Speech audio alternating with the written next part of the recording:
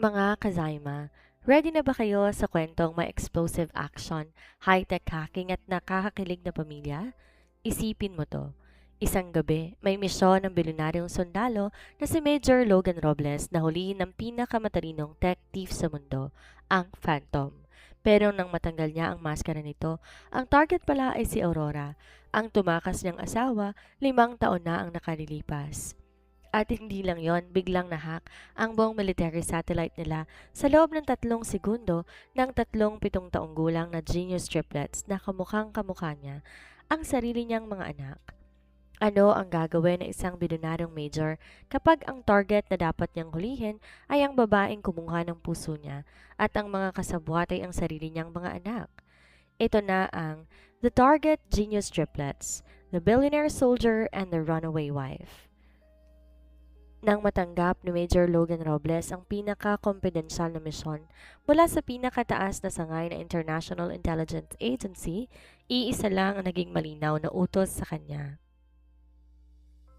Hulihin o tuluyang linisin ang tinaguriang Phantom, ang pinakamatalinong international tech thief na nagtatago sa likod ng pinakamatitinding mga encryption code at nagnakaw ng blueprint ng pambansang defense satellite ng bansa. Bilang isang bilyonaryong tagapagmana ng Robles Global Conglomerate at sabay na namumuno sa pinaka-elite Special Forces Command, si Logan ay kilala bilang isang ginoong walang awa sa pakikipaglaban. Malamig siyang mag-isip, walang inuurungang digmaan at kailanman hindi pa nakararanas ng kabiguan sa kanyang mga operasyon. Ngunit sa likod ng kanyang bakal na kamao at marangyang pamumuhay, may isang sugat sa kanyang puso na hindi kayang pagalingin ng kanyang yaman o kanyang mga medalya. Ang misteryosong pagkawala ng kanyang mahal na asawa na si Aurora Vanderbilt, 5 taon na ang nakalilipas. Tumakas si Aurora ng walang iniwang bakas, walang sulat at walang paliwanag na nag-iwan kay Logan ng matinding pait, galit at walang katapusang paghahanap. Subalit sa gitna ng isang maulan, madilim at napaka-delikadong gabi sa isang lihim na isla kung saan ginaganap ang auksyon ng ninakaw na teknolohiya, nagkaharap ang dalawang magkatunggali. Sa isang mabilis na pag-atake na isulok ni Logan ang misteryosong Phantom sa tulong ng kanyang mga tactical weapons. Ngunit nang pilit niyang alisin ang itim na maskara ng target upang tapusin ang misyon, huminto ang ikot ng kanyang mundo. Ang pinaka-kinatatakutang tech thief ng mundo ay walang iba kundi si Aurora, ang tumakas niyang asawa. Bago pa man makapagsalita si Logan at bago pa man maproseso sa kanyang isip ang matinding pagkagulat, biglang nag-malfunction lahat ng kanyang milyon-milyong halagang pangmilitar na kagamitan. Ang mga radar, communications at night vision goggles sabay-sabay na nahack sa loob lamang ng 3 segundo. Mula sa kadiliman ng dalampasigan, 7 taong gulang na mga bata ang lumabas habang hawak ang mga kustomisadong high-tech controllers at drones. Sina Axel, Aiden at Althea, mga genius triplets na may kakayahang magpabagsak ng pambansang power grid at mag-hack ng mga satellite ng pamahalaan habang kumakain ng tsokolate. At nang tumama ang liwanag ng kidlat sa kanilang mga mukha, halos manlamig ang dugo ni Logan. Ang 3 bata may eksaktong mukha, tindig, bagsak ng buhok at matatalim na mga mata ng isang Major Logan Robles. Sila ang kanyang mga anak na itinago sa kanya ng kanyang tumakas na asawa habang ginagawa nito ang pinaka-delikadong underground haze sa buong mundo. Ngayon, nalaman niya na ang tunay na pagkatao ng kanyang target. Paano gagawin ng isang bilyonaryong sundalo ang kanyang misyon? Susundin ba niyang utos ng militar na hulihin ang Phantom? O gagamitin niya ang kanyang buong lakas, kapangyarihan at bilyon-bilyong yaman upang protektahan ang kanyang tumakas na asawa at ang 3 niyang matatalinong anak mula sa mga tunay na kalaban? Isang kwentong puno ng matinding aksyon sa pagitan ng mga sundalo at sindikato, tapatan ng kakaibang teknolohiya at isang pamilyang giniba na nakaraan, ngunit muling pinagtagpo sa gitna ng barilan at mga lihim. Nakalulunod ang katahimikan sa loob ng Tactical Command Center ng Special Operations Command na matatagpuan sa isang lihim na pasilidad sa lungsod ng Taguig. Sa gitna ng madilim na silid, tanging asul na liwanag mula sa napakalaking 3 dimensyong hologram screen ang nagbibigay liwanag sa matigas at paitaas na panga ni Major Logan Robles. Si Logan ay hindi lamang isang pinalaking pangalan sa hanay ng militar dahil sa kanyang pambihirang galing sa tactical warfare. Siya rin ang tanging tagapagmana ng Robles Global Conglomerate, isang dambuhalang imperyo na humahawak sa pinakamalaking kumpanya ng shipping, defense technology at real estate sa buong Timog Silangang Asya. Sa kabila ng kanyang bilyong-bilyong piso sa bangko at kapangyarihang pwedeng makapagpabagsak sa isang kumpanya sa isang computer click lamang, mas pinili ni Logan na isuot ang kanyang itim na pangmilitar na uniforme at makipaglaban sa mga pinaka-delikadong larangan ng digmaan. Major Robles, wika ng kanyang kanang kamay na si Captain Ramirez habang mabilis na naglalakad papasok sa command center. Bit-bit ng isang encrypted military tablet na kinukislap sa kulay pulang babala. Nakatanggap tayo ng opisyal na utos mula sa pinakataas na sangay ng International Intelligence Agency. Ang operasyon binigyan ng Code Red, kamay ng syakal.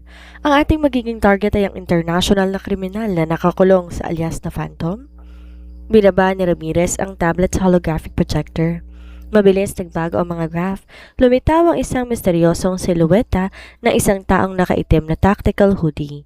Walang malinaw na mukha, walang fingerprint record at walang permanenteng bansa na kinabibilangan.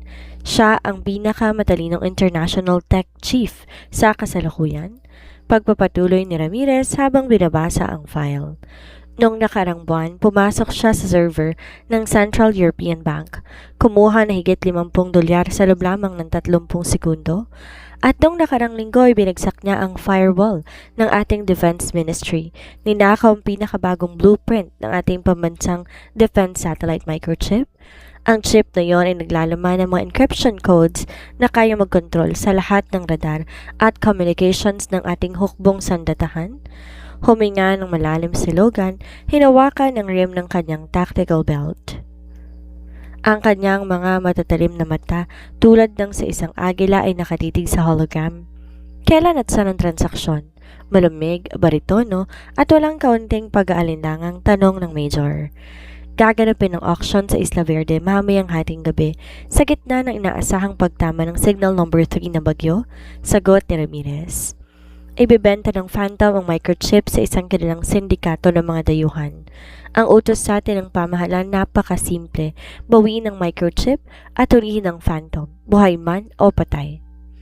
Mabilis tayong kikilos, ayoko ng anumang pagkakamali, sagot ni Logan habang sinusot ang kanyang customized tactical vest at ginagapang kanyang kustomisadong assault rifle na gawa ng sarili niyang kumpanya. Nang lumabas si Ramirez upang ihanda ang elite squad, naiwang nag-iisa si Logan sa malawak na silid. Dahan-dahan siyang lumapit sa salamin pader ng silid habang pinagmamasdan ng malakas na ambon at kidlat sa labas. Inabot niya ang kanyang leeg at hinawakan ang isang pilak na kwintas na nakatago sa ilalim ng kanyang uniforme. Doon, nakasabit ang 2 simping singsing ng kasal. 5 taon nang nakakalipas mula nung gabi na pinalitan ng pait at matinding galit ang kanyang buhay. 5 taon nang nakalipas na magising siya sa kanyang mansyon na wala na sa kanyang tabi ang kanyang mahal na asawa na si Aurora Vanderbilt. Tumakas si Aurora ng walang iniwang sulat. Walang anumang tawag at walang kahit anong bakas. Ginamit ni Logan ang kanyang buong yaman bilang bilyonaryo at ang buong intelligence at network ng militar upang mahanap ang asawa. Ngunit tila naglaho si Aurora sa mukha ng mundo. Ang pagkawala ni Aurora ang nagbago kay Logan mula sa pagiging isang masayahing lalaki tungo sa isang malamig, walang awa at kinatatakutang pinuno ng militar. Ginawa niyang sandata ang galit upang matakpan ang matinding sugat sa kanyang puso. Asan ka man naroon, Aurora? Bulong ni Logan sa kanyang sarili habang pikit matang hinahawakan ng rings. Bakit mo ko iniwan? Pinatay ni Logan ang ilaw sa command center at mabilis na naglakad patungo sa naghihintay na stealth helicopter. Di alam ng bilyonaryong sundalo na ang misyong ito ay hindi lamang simpleng pakikipaglaban sa isang kriminal. Ito ang magiging gabi na magpapatagpo sa kanyang nakaraan, sa kanyang tumakas na asawa at sa isang lihim na magpapatigil sa kanyang puso. Sa gitna ng nagngangalit na alon at hagupit ng hangin dulot ng bagyo sa paligid ng Isla Verde, tahimik na nakasara sa isang tago at madilim na lock ang isang 30 metrong high-tech steam yacht. Walang anumang ilaw sa labas ng sasakyang dagat, ngunit sa pinakailalim na control room nito, kumikistap ang napakaraming kulay asul at berdeng mga monitor na naglalabas ng milyon-milyong linya ng mga programming code. Dito, nakaupo ang 37 taong gulang na bata na meron kakaibang kataninuhan na lampas sa pangkaraniwang tao. Sina Axel, Aiden at Althea. Sila ang tinaguriang genius triplets, ang mga lihim na tagapagtanggol at tagapag-ingat ng kanilang ina sa bawat mapanganib nitong hakbang. Si Axel, ang eldest sa triplets, ay nakasandal sa kanyang ergonomikong upuan habang mabilis na kumikilos ang kanyang maliliit na daliri sa tatlong magkakahiwalay na mechanical keyboard. Taglay niyang malamig na aura, matalas na paningin at panga na eksaktong kopyang-kopya ng kanyang ama. Bagaman wala siyang kaalam-alam kung sino nga ba talaga ito, siya ang utak sa cyber defense at system penetration. Aiden, sigurado ka bang napatay mo lahat ng infrared at thermal sensors sa hilagang bahagi ng lumang bodega sa isla? Malamig at seryosong tanong ni Axel habang di man lang tinataas ang kanyang tingin mula sa monitor. Sino bang kausap mo, Axel? Nakalolokong ngiti ng ikalawang kapatid na si Aiden habang pinapaikot sa kanyang daliri ang isang pinaliit na micro spy drone na kasinglit lamang ng isang langaw. Ako lang naman ang pinakamagaling na hardware at robotics engineer sa edad na 7. Nabulag ko ng thermal cameras gamit ang aking customized EMP pulse wave. Malinis at walang anumang balakid para kay mommy. Samantala, sa kabilang sulok ng silid, nakaupo si Althea, ang kaisa-isang babae at ang pinakabunsong triplet. Nakasuot siya ng mamahaling studio headphones at nakatitig sa audio frequency waves at long-range radar communications. Sa kabila ng cute na pagkakatali ng buhok, siya ang pinakamagaling pagdating sa communications hacking at signals intelligence. Biglang kumirot ang noo ni Althea nang makita siya ng isang kakaibang spike sa radio frequency spectrum. Mga kuya, huminto kayo? Seryosong sabi ni Althea na agad na nakapagpatahimik kina Axel at Aiden. May pumasok na panibagong encrypted signal sa ating radar zone. Hindi ito nagmumula sa mga lokal na sindikato o sa mga pribadong gwardya ng auction house? Anong ibig mong sabihin, Althea? Tanong ni Axel habang mabilis na inililipat ang kanyang screen sa satellite scanner. Ang encryption ng signal na ito ay napakataas, 256-bit military-grade encryption na may automated frequency hopping. Paliwanag ni Althea habang pinalalaki ang audio waveform. Pamilyar to. Isang elite special forces unit ang pupunta sa isla gamit ang 3 stealth helicopters na hindi madaling makita ng mga ordinaryong radar. Bumukas ang heavy steel ng control room at pumasok ang isang napakagandang babae na nakasuot ng tight black tactical suit. Si Aurora Vanderbilt, ang tanyag at kinatatakutan na international tech thief na kilala bilang Phantom. Inalis niya ang kanyang itim na maskara dahilan upang bumagsak ang kanyang mahabang kulay tanso na buhok. Sa kabila ng pagod sa kanyang mukha, bakas pa rin ang matinding kagandahan at matapang na paninindigan. Mommy! Sabay-sabay na tawag ng 3 bata. Mabilis na nilapitan ni Aurora ang kanyang mga anak at tinalikan ng noo ng bawat isa. Narinig ko ang sinabi mo, Althea. Kung pamilyar ang kumikilos, kailangan natin magmadali. Mommy, bakit kailangan mo pa kasing pumasok sa bodegang yon? Nag-aalalang tanong ni Aiden habang hawak ang kamay ng kanyang ina. Kaya naman naging i-hack ang server mula rito sa yacht? Hinawakan ni Aurora ang pisngi ni Aiden habang may halong lungkot sa kanyang mga mata. Dahil ang data chip na nasa kamay ng mga sindikatong yon, naglalaman ng mga peking ebidensya na ginawa 5 taon nang nakalilipas upang sirain ang pamilya ng inyong ama. At ito rin ang naglalaman ng blueprints na gagamitin sana nila para ipahamak siya. Kailangan kong makuha ang clip na yon upang matapos ng pagtatago natin. Kapag nakuha ko na to, lilipad na tayo patungo Switzerland at magsisimula tayo ng tahimik na buhay. Mommy, sabi ni Axel habang nakatitig sa main monitor. Pumasok na sa airspace ng isla ang military helicopters. Ang commander ng squad na ito. Napakatindi ng kanyang security bypass protection. Halos hindi ko maipasok ang aking virus sa kanyang command network. Tumingin si Aurora sa screen kung saan makikita ang radar signature ng flagship helicopter. Sa kanyang dibdib, mabilis na tumibok ang kanyang puso. May pambihirang pakiramdam na lumamon sa kanyang pagkatao. Isang pamilyar na aura ng panganib at otoridad na isa lamang ang taong nakagawa sa kanya, si Logan. Bulong ni Aurora sa kanyang isip. Hindi po pwedeng siya ang namumuno sa operasyong ito. Axel, Aidan, Althea, seryosong habilin ni Aurora habang sinusot muli ang kanyang itim na maskara at pinalalabas ang kanyang mga grappling hook at hacking micro devices. Manatili kayo dito sa yacht. Kapag nakita ninyong nakuha ko ng chip, ihanda ninyo kaagad ang escape speedboat. At anuman ang mangyari, huwag kayong lalabas ng sasakyan to. Opo, Mommy, sagot ng 3 bata. Ngunit nang makalabas na si Aurora patungo sa isla, nagkatinginan ng 3 7 taong gulang na mga bata. Ngumiti ng nakakaloko si Aidan at nilabas ang 2 pang pinalaki at armadong assault drone. Naniniwala ba kayo na maghihintay lang tayo dito habang nasa panganib si Mommy? Siyempre hindi. Malamig na sagot ni Axel habang tinatas ang kanyang sariling tactical earpiece. Althea, i-hack mong radio frequency ng militar. Aidan, ihanda mong mga drone. Walang sino mang po pwedeng humawak sa mommy natin, maging ang militar man na yan. Ang dagundong ng kulog at ang walang patid na hampas ng daluyong sa baybay ng Isla Verde ay tila nakikiramay sa nagbabadyang unos sa loob na isang abandonadong bodega ng barko. Ang dambuhalang estruktura na gawa sa lumang bakal at semento ay ang lihim na kuta kung saan gaganapin ang auction ng ninakaw na satellite microchip. Sa loob, napapalibutan ng silid ng 12 ng armadong gwardya ng International Syndicate. Mga nakaitim na suit at may mga hawak na automatic rifles habang nakatutok ang kanilang mga mata sa gitna ng silid kung saan nakalagay ang isang reinforced titanium briefcase.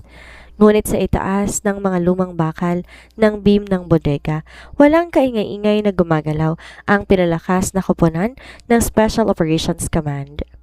Sa pangunguna ni Major Logan Robles, ang kanyang mga elite soldiers ay nakaposisyon na sa bawat sulok. Gamit ang kanyang customized assault rifle na may thermal scope, sinuyod ni Logan ang buong ibaba ng bodega. Malamig ang kanyang boses nang magsalita siya sa pamamagitan ng encrypted earpiece sa kanyang squad. Alpha Team, take the perimeter. Bravo Team, secure the exits. Walang lalabas na buhay sa mga sindikatong to kapag nagsimula ang putukan. At tandaan nyo, ang target na tinaguri ang Phantom dapat makuha ng buhay. Kailangan ko ang kanyang utak at ang microchip. Utos ni Logan. Ang kanyang boses punong-puno ng otoridad. Isang boses na isang bilyonaryong sundalo na kailanman ay hindi pa natatalo sa larangan ng digmaan.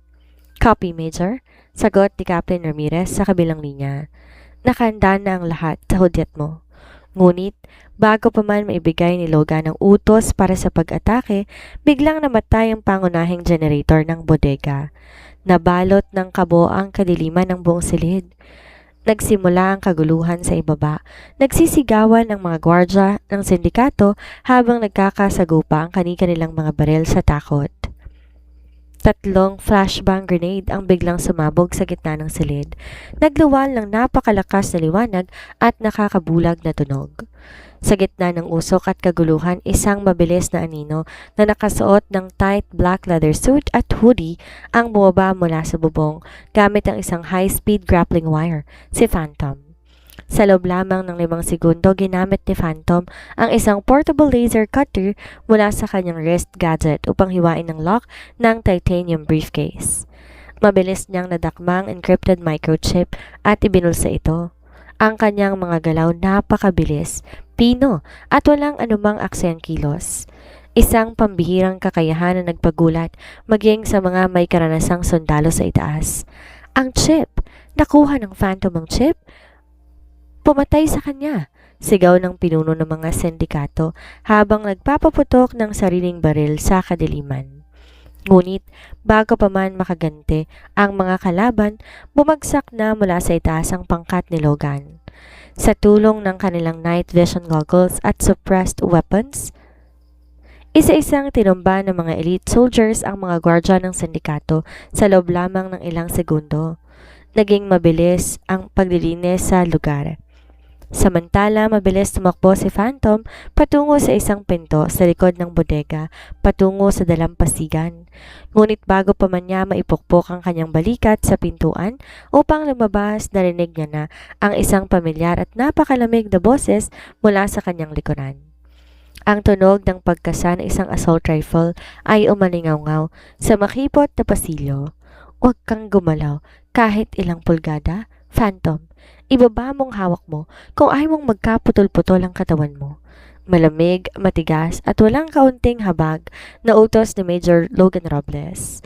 Nakatutok ang baril niya sa mismong gitna ng likod ng magnanakaw. Ilang talampakan lamang ang layo. Napatigil ang Phantom.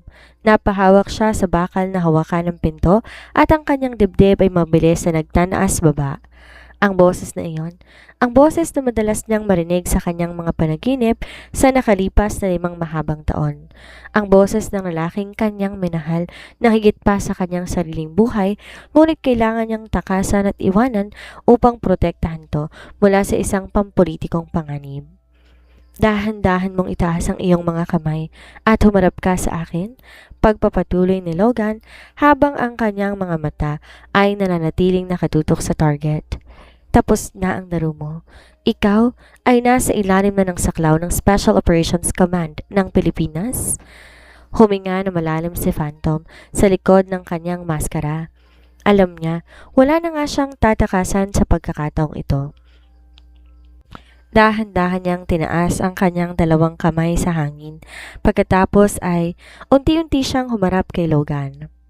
Sa ilalim ng madilim na pasilyo, tanging ang paminsan-minsang pagliwanag ng kidlat mula sa labas ng bintana ang nagbibigay ng liwanag sa kanilang kinalalagyan. Medyo kumunot ang noo ni Logan nang makita ang maliit na tindig ng target. Alisin mo ang iyong hood at ang iyong maskara. Ngayon din.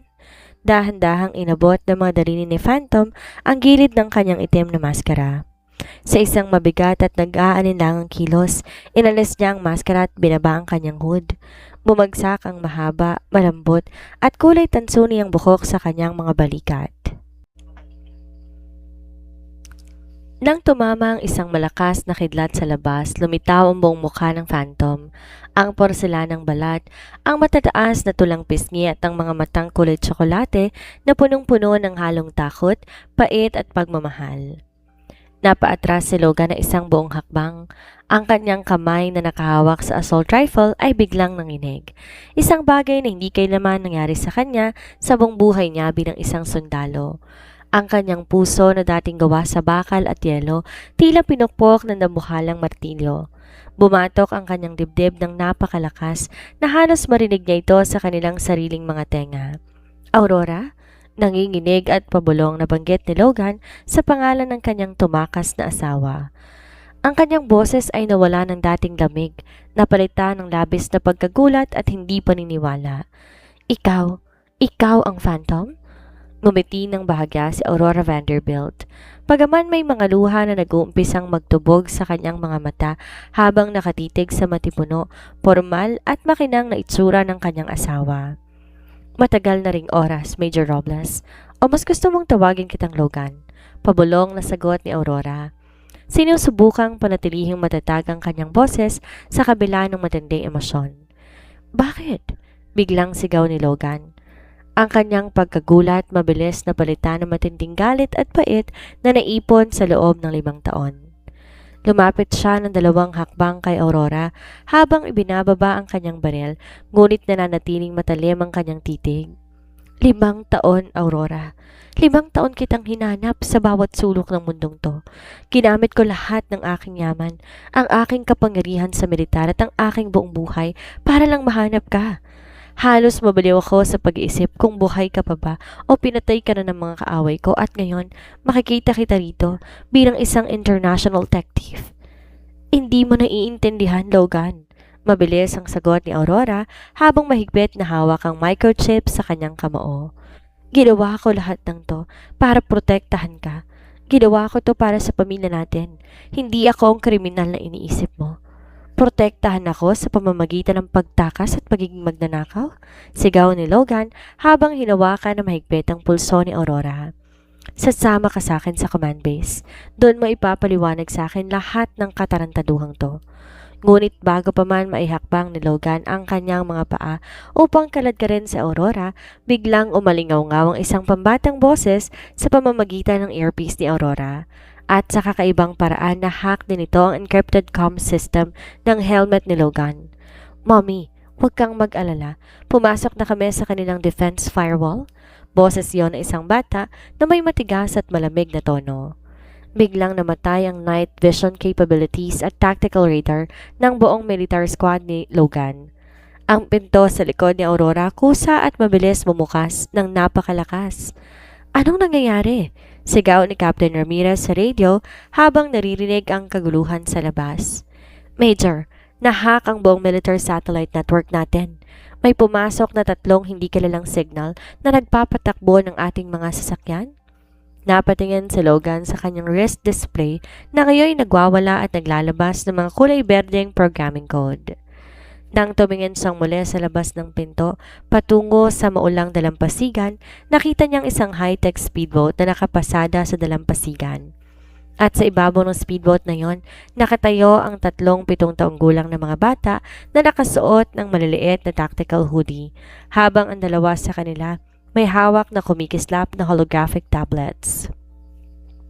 Si Logan Robles, ang pinakamatapang na bilyonaryong sundalo ng bansa, ay napatigil ng tuluyan habang ang kanyang mga mata ay nakatitig sa mukha ng 3 batang yon na naghihintay sa dalampasigan. Nabalot ng ganap na kaguluhan ang buong perimeter ng Isla Verde. Ang milyon-milyong halaga ng mga pangmilitar na kagamitan dala ng elite squad ng Special Operations Command ay sabay-sabay na nagloko. Ang mga night vision goggles ng mga sundalo naglabas na nakabubulag na pulang error screens. Ang mga radar sa kanilang mga helicopter nagsimulang umikot ng walang kontrol at lahat ng automated security doors sa paligid ng bodega kusang nagkandado. Major, nahack ang buong encrypted tactical network natin, sabi ni Captain Ramirez mula sa kabilang linya habang naririnig ang malalakas na kalampag ng mga pintuan sa bodega. May isang napakalakas na firewall bypass na bumabagsak sa ating military satellite. Hindi natin ma-override ang system. Sinong kumukontrol nito? Hindi sumagot si Logan. Tila naputol ang kanyang pakikinig sa kanyang earpiece. Ang kanyang buong pansin ay nakatutok lamang sa babaeng kanyang hawak-hawak sa pulso at sa maulang dalampasigan na nasa kanyang harapan. Bitawan mo ako, Logan, sigaw ni Aurora habang pumawagwag upang makawala sa mahigpit na hawak ng kanyang asawa. Pakiusap, kailangan ko nang umalis bago pa makalapit ang iba mong mga tauhan. Hindi ka na ulit tatakas sa akin, Aurora. Matigas at marahas sa sagot ni Logan habang mas lalo pang hinigpitan ang kanyang hawak. Ang kanyang mga mata nag-aapoy sa pinaghalong galit, pait at matinding kagustuhan na huwag na ulit tong mawala. 5 taon kitang hinanap. Hindi ako papayag na maglalaho ka na naman na parang bula. Bago pa man matapos ni Logan ang kanyang pangungusap, 2 maliliit na micro-drones na kasinglit lamang ng kamao ng tao ang mabilis na lumipad. Mula sa dalampasigan patungo sa kanyang kinaroroonan. Bago pa man makatugon ng mga pamilyar na refleksyon ni Logan, naglabas na ng 2 drone ng isang pinalakas na ultrasonic frequency vibration at napakalakas na blinding flash strobe. Napasigaw si Logan habang napabitaw sa pulso ni Aurora. Napahawak sa kanyang tenga at mata, napaatras siya ng ilang hakbang. Ang kanyang pambihirang pagsasanay bilang Special Forces Commander ay panandaliang nawala ng saysay laban sa hindi inaasang high-tech na atake. "Mommy, takbo!" Umalingaw-ngaw ang isang pambatang boses mula sa dalampasigan. Mabilis tumakbo si Aurora patungo sa nakasara na high-tech speedboat. Sa kabila ng pagkahilaw mula sa strobe flash, mabilis pinaglalabanan ni Logan ang epekto ng ultrasound. Pinunasan niya ang kanyang mga mata, mabilis na humabol patungo sa pampang. Binabaybay ang malalakas na hampas ng ulan at hangin. "Aurora!" sigaw ni Logan habang mabilis binabagtas ang basang buhanginan. Ngunit nang makalapit siya sa gilid ng speedboat, 3 maliliit na figura ang mabilis na humarang sa kanyang daan. Sina Axel, Aiden at Althea. Nakatayo sa ibabaw ng deck ng speedboat habang ang ulan ay patuloy na pumapatak sa kanilang mga hoodie. "Ilayo mo ang kamay mo sa mommy namin, mister." Matapang at malamig na sigaw ng 7 taong gulang na si Axel. Nakatitig siya diretso sa mata ni Logan, hawak ang isang custom holographic controller na ginamit para mag-hack sa military satellite. Napatigil si Logan sa kanyang paghakbang, tila tumigil ang pag-ikot ng kanyang mundo, at ang malamig na hangin ng bagyo ay hindi niya na naramdaman. Nang tumama ang liwanag ng kidlat mula sa kalangitan, maliwanag na nabalot ng liwanag ang mukha ng 3 bata. Nanginginig ang mga daliri ni Logan sa kanyang baril. Ang kanyang mga mata na dating puno ng galit at otoridad ay nanlaki sa matinding pagkagulat. Ang batang lalaki sa gitna, si Axel, may eksaktong hugis ng panga, bagsak ng maitim na buhok at matutulis at matatilim na mga mata na kaparehong-kapareho ng kanyang sariling mukha kapag nakatitig sa salamin. Sa kanyang tabi ang ikalawang batang lalaki na si Aiden ay may kaparehong matang agila at paitaas na ilong, habang hawak-hawak ang remote control ng mga microdrone, at ang sa isang batang babae na si Althea, bagaman taglay ang malambot na ganda ng kanyang inang si Aurora at may matuwid at formal at matapang na tindig na kaparehong-kapareho ng isang Major Rogan Robles. Sila hindi lamang simpleng mga bata. Sila ay mga munting kopya ng kanyang sariling pagkatao. "Mga bata," nautal si Logan. Ang boses ng bilyonaryong sundalo na kinatatakutan ng mga sindikato at iginagalang ng militar ay biglang naging mahina at nanginginig.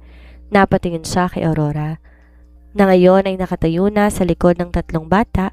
Ang kanyang mga kamay ay protektadong nakapatong sa balikat ng mga ito. "Aurora?" Pabulong at nanginginig na tanong ni Logan, habang ang kanyang mga mata patuloy na lumilipat sa mukha ng 3 bata. Sino? Sino ang mga batang ito?" Huminga ng malalim si Aurora. Ang mga luha sa kanyang mga mata ay nakipagpaligsahan sa patak ng ulan sa kanyang pisngi. "Sila ang mga anak ko, Logan." "Anak mo?" Nanginginig ang buong katawan ni Logan habang dahan-dahang ibinababa ang kanyang assault rifle hanggang sa tuluyan tong bumagsak sa basang buhanginan. Lumapit siya na isang hakbang. Ang kanyang mga tuhod ay tila ba nanginginig sa matinding emosyon. "Sila ay 7 taong gulang na. Ibig sabihin, noong tumakas ka, 5 taon nang nakalilipas." "Oo, Logan," putol ni Aurora sa kanyang sasabihin. "Umalis ako habang nagdadalang tao ko sa kanila. Sila ang mga anak natin?" "Kami ang Genius Triplets." Proud at matapang na singit ni Aiden habang tinuturo ang kanyang tablet kay Logan. "At kahit mukha ka pang napakalakas at may maraming sundalo sa likod mo, kapag sinaktan mo pa ulit ang mommy namin, ihahack ko ang buong bank account ng kumpanya mo at gagawin kong 0 ang balanse mo sa loob lamang ng 5 segundo? Napatingin si Logan kay Aiden, pagkatapos ay kay Axel at kay Althea. Sa gitna ng bagyo, ulan at nagbabadyang panganib mula sa militar, isang pambihirang pakiramdam ang lumamon sa buong pagkatao ni Logan. Ang matinding galit na kanyang dinala sa loob ng 5 taon, tuluyang nadurog at napalitan ng isang napakalalim at walang kapantay na pagmamahal. Ang kanyang target, ang kanyang runaway wife ay hindi nag-iisa at ang mga kasabot nito ay ang kanyang sariling dugo at laman. Hindi pinatakas ni Major Logan Robles ang kanyang pamilya, ngunit hindi rin niya pinahawakan ang mga ito sa militar. Sa pamamagitan ng kanyang matataas na koneksyon sa Special Operations Command at sa tulong ng kanyang personal na bilyon-bilyong yaman, mabilis niyang dineklara ang isang pambihirang absolute blackout sa buong Isla Verde. Pinabalik niya ang kanyang elite squad sa mainland gamit ang opisyal na ulat na ang target na tinaguriang Phantom ay tuluyang nakatakas sa pamamagitan ng isang high-tech submersible craft. Samantalang ang na-recover na encrypted microchip ay ligtas na raw na naisuko. Sa katunayan, gamit ang kanyang pribadong stealth helicopter at armado ng mga pinaka-matataas na antas ng security protocols ng Robles Global Conglomerate, dinala ni Logan sina Aurora at ang triplet sa kanyang pinakasigurado at pinakalihim na mansyon sa isang pribadong isla sa Batangas. Ang lugar na ito napapalibutan ng mataas na bangin, automated defense turrets at mga patrulyang hindi maabot ng kahit anong pambansang radar. Sa loob ng napakalawak na grand living room ng mansyon, nakaupo sa malambot na Italian leather sofa sina Axel, Aiden at Althea. Sa kabila ng matinding sitwasyon, tila baliwala sa 37 taong gulang na bata ang karangyaan sa paligid. Si Aiden ay abala sa pagbuwag sa pagsusuri sa isang mamahaling antique clock sa mesa gamit ang kanyang pocket laser tool, habang si Axel naman mabilis na pag-update ng kanilang encrypted yacht server sa pamamagitan ng isang maliit na tablet. Si Althea ay tahimik na kumakain ng mamahaling Belgian chocolates habang nakatitig sa malalaking painting sa dingding. Sa kabilang dako ng silid, hindi mapakali si Logan. Nakahubad na ang kanyang tactical vest at tayong ang kanyang itim na inner shirt at military pants ang suot. Pabalik-balik siya sa paglalakad sa harap ni Aurora.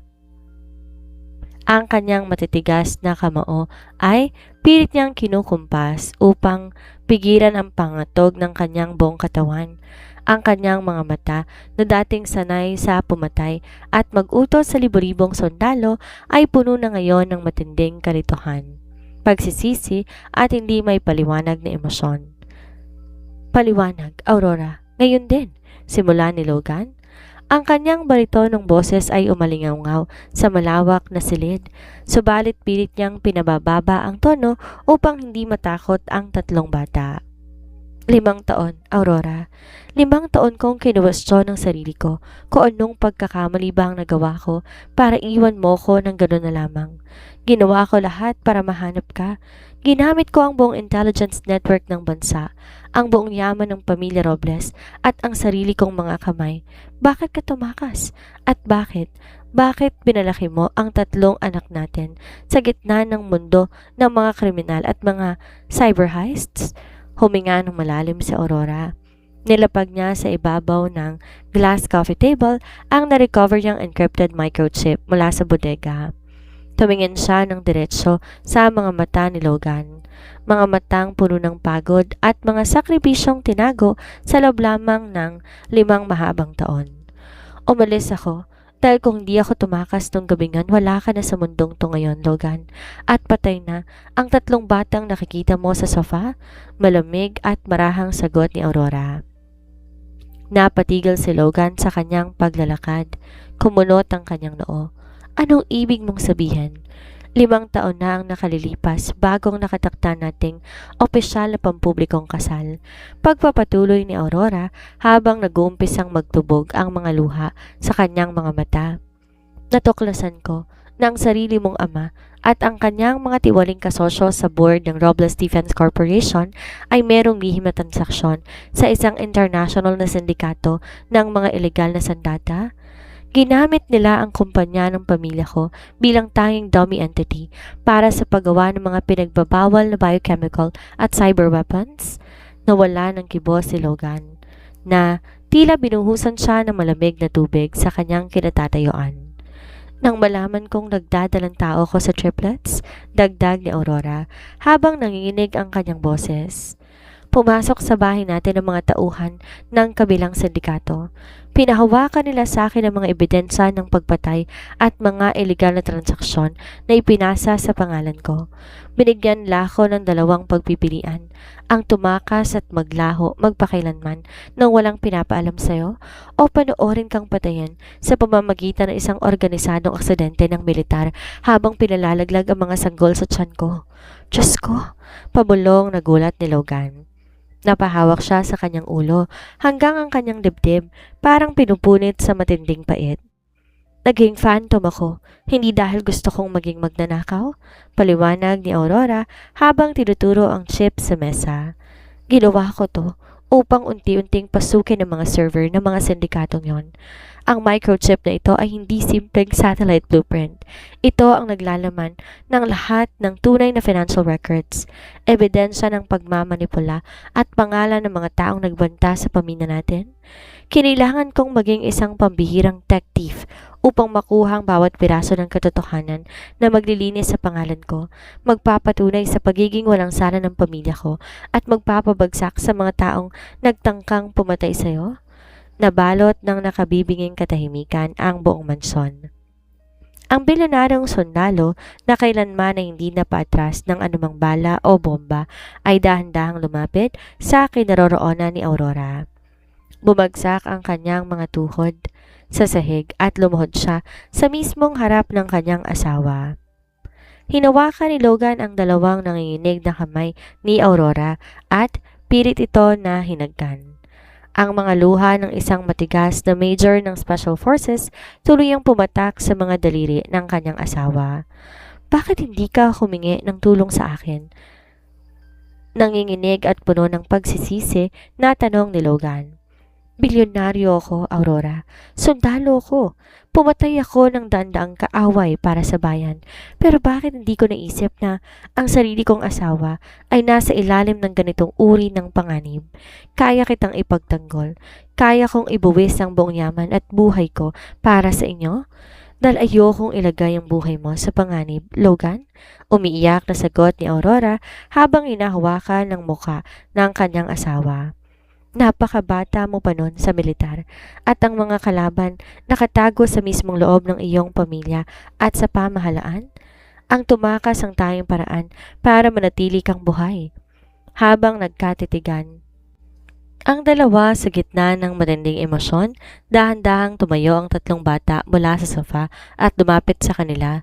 Nilapag ni Aidan ang kanyang disassembled clock, hinawakan ang balikat ng kanyang ina. Samantala, si Althea naman dahan-dahang lumapit kay Logan, ginamit ang kanyang maliit na kamay upang punasan ng luha sa mukha ng kanyang ama. Daddy? Mahinang tanong ni Althea. Ikaw ba talaga ang tunay naming daddy? Ang sabi ni Mommy sa amin gabi-gabi nung nasa Europe kami, ikaw daw ang pinakamatapang na bayani sa buong mundo. Nalaglag ang puso ni Logan sa narinig. Tumingin siya kina Axel at Aiden na nakatitig sa kanya na may halong paggalang at pagmamahal. Mabilis pinulupot ni Logan ang kanyang malalaking bisig at niyakap na napakahigpit ang tatlong bata at si Aurora sa kanyang dibdib. Ako nga, mga anak, pabulong at umiiyak na sabi ni Logan habang umahalik sa ulo ng bawat isa. Ako ang daddy ninyo at mula sa gabing to wala nang sino man sa mundong to ang makapagpapalayo sa atin sa isa't isa. Pagkalipas ng 3 buwan, ang dating madilim at puno ng panganib na nakaraan ng pamilya Robles tuluyan ng nagliwanag. Sa tulong ng pambihirang katalinuhan ni Aurora at ng hindi mapaniwalang kakayahan ng Genius Triplets sa larangan ng cyber intelligence, nagamit ang encrypted microchip upang malinis lahat ng peking akusasyon laban sa pamilya Vanderbilt. Ang mga tiwaling opisyal kasama ng matataas na kasosyo ng dating board na nagbanta sa buhay ni Aurora ay mabilis at malinis na naaresto ng Special Operations Command sa ilalim ng mismong pamumuno ni Major Rogan Robles. Walang sinumang nakaligtas sa hustisya nang magsanib ang kapangyarihan ng bilyonaryong sundalo at ang galing ng Phantom. Ngayong ganap ng malaya ang kanyang pamilya mula sa anumang banta, ginamit ni Logan ang kanyang napakalaking yaman upang idaos ang isang kaganapang magmamarka sa kasaysayan ng bansa. Sa malawak, lunti ang bakuran ng napakarangyang private estate ng mga Robles sa lungsod ng Tagaytay. Ang malamig na simoy ng hangin at ang tanawin ng Bulkang Taal ay naging saksi sa isang napakadakilang araw. Ang buong paligid na babalot ng libo-libong sariwang puting rosas, mga palamuting kristal na kumikislap sa ilalim ng sikat ng araw at isang napakahabang glass aisle na nakalatag sa ibabaw ng sariwang damuhan. Hindi to tulad ng mabilis at lihim na kasal na ginawa nila noong kanilang kabataan. Ito ay isang grandioso at opisyal na pagdiriwang na dinaluhan ng mga pinakamataas na opisyal ng Armed Forces of the Philippines, mga matataas na embahador ng iba't ibang bansa at mga kilalang personalidad sa mundo ng negosyo. Nakatayo sa dulo ng altar si Major Logan Robles.